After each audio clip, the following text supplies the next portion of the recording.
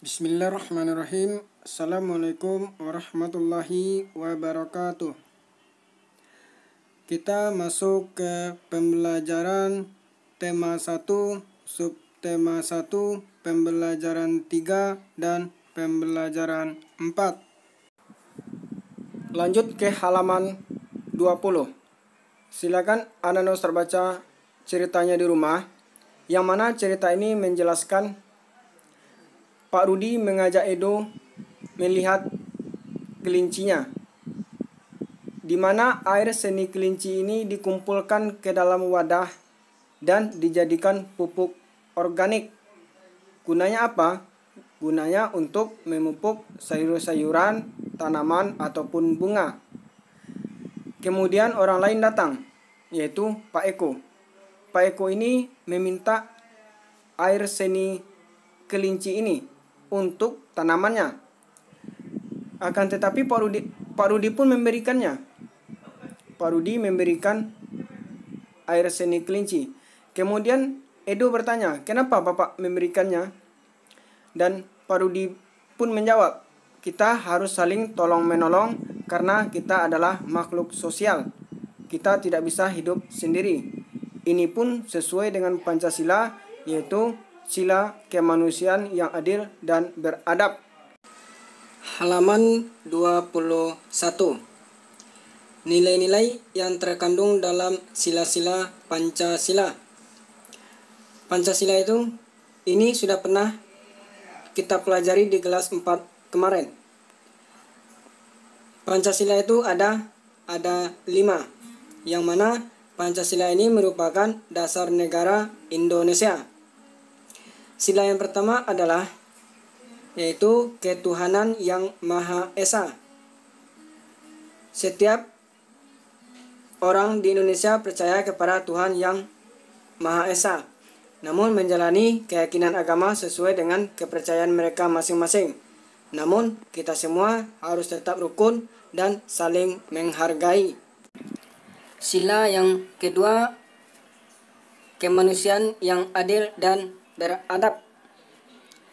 Semua manusia yang ada di Indonesia ini sama-sama mendapatkan haknya dan sama-sama melakukan kewajibannya. Mau yang kaya, yang miskin, mau yang di Sumatera ataupun sampai Papua, semuanya sama. Tidak ada perbedaan. Kemudian sila yang ketiga, persatuan Indonesia. Ini menjelaskan bahwa kita harus saling menjaga persatuan dan kesatuan. Jangan saling mencaci maki, jangan saling bermusuhan. Harus tetap menjaga persatuan dan kesatuan bangsa yang biasa dikenal dengan Bhinneka Tunggal Ika. Walaupun kita ada di Pulau Batam, yang lain di Jawa ataupun di Papua dan ujung Sumatera, kita tetap menjaga persatuan dan kesatuan. Sila yang keempat yaitu kerakyatan yang dipimpin oleh hikmat kebijaksanaan dalam permusyawaratan perwakilan.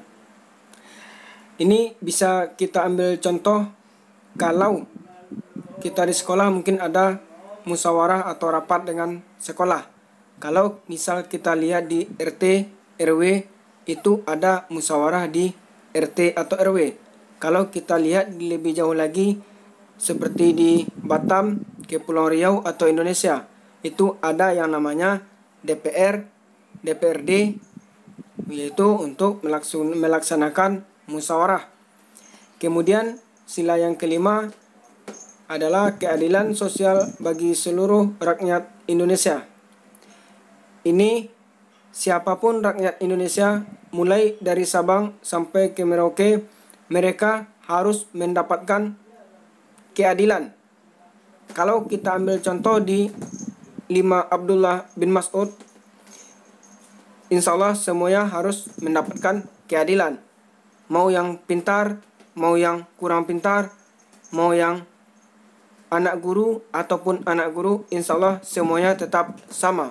Semuanya tetap siswa 5 Abdullah bin Mas'ud. Lanjut ke halaman 24. Untuk ini kita lewatkan, namun Untuk sikap dan perilaku ini boleh anak usah ambil untuk dijadikan contoh berikut ini.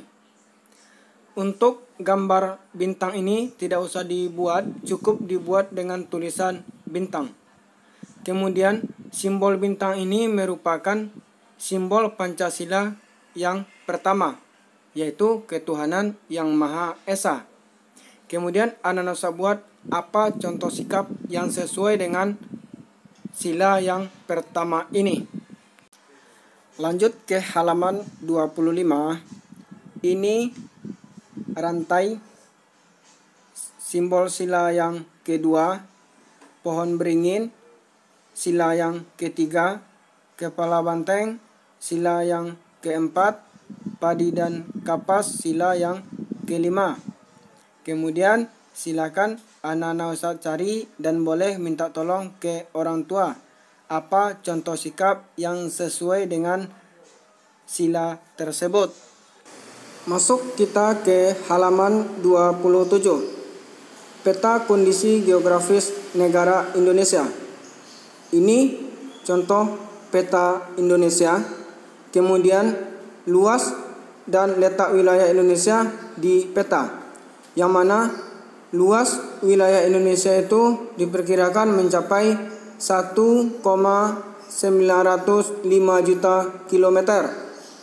Sedangkan wilayah Indonesia terletak di antara benua Australia dan benua Asia.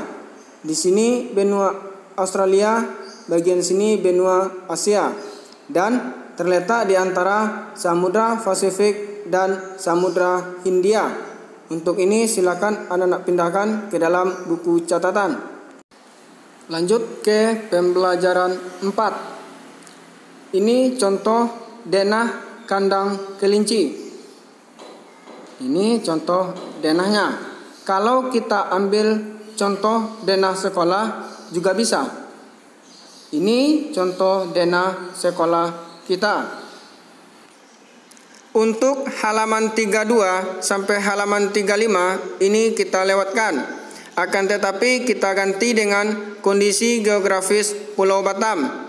Yang mana pulau dan laut di Batam ini sangat luas dan berbatasan langsung dengan negara-negara tetangga seperti negara Singapura dan negara Malaysia, yang juga memiliki pantai yang sangat indah dan laut-laut.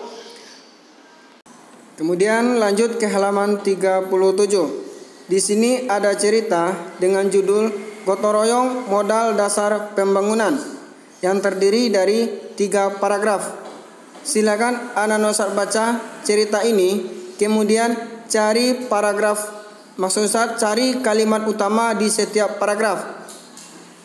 Dan lanjutkan di halaman 38 paragraf 1 contoh kalimat utamanya, gotong royong merupakan modal dasar bagi terciptanya suasana kemasyarakatan yang harmonis. Kemudian untuk kalimat utama di paragraf 2 dan paragraf 3 silakan anak-anak usah cari di rumah.